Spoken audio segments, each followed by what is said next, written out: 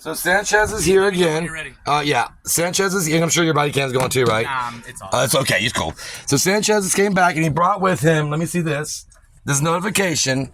And my question to Sanchez was if this is something that's regularly done to cars, because obviously we pulled in last night after midnight.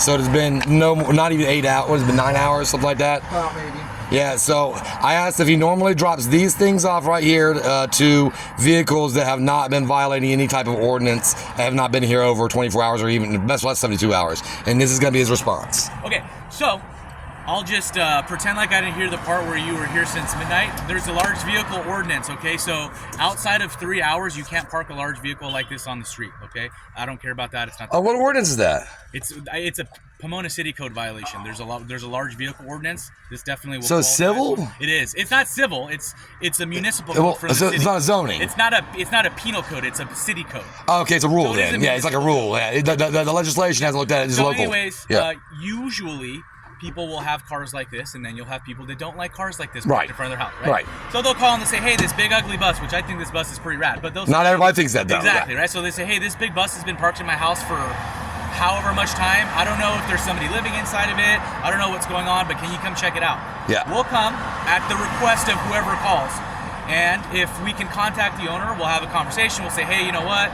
Some people were calling. Technically, you can't have this bus here. You have 3 hours Right. for a large vehicle Right.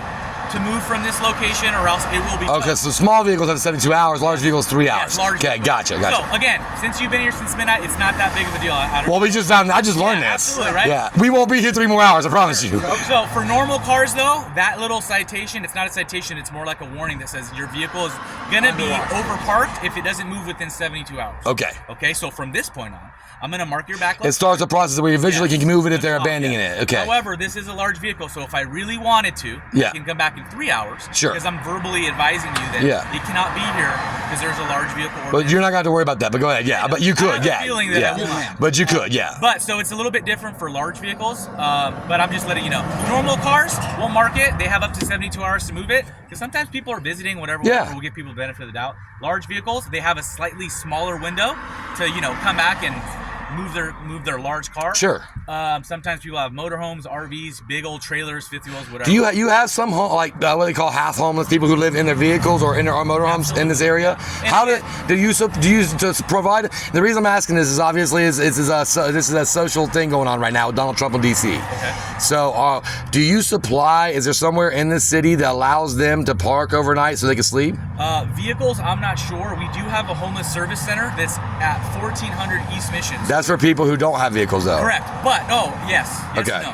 They do have a large parking lot, and I have heard that they will allow you to park your cars there. Okay. So if you want to ask... But the city... Excuse me. The reason I ask that is obviously a city can only force things when there's availability for all people to be able to. So you get what I'm saying. Yeah. So yeah. So that does exist here. It does exist. Yes, it's at 1400 East Mission Boulevard. It's our homeless service center. Okay. If you were to drive this big old beautiful bus down there and say, hey, I've been having a lot of trouble. People are calling on this bus and the cops are hassling me, whatever.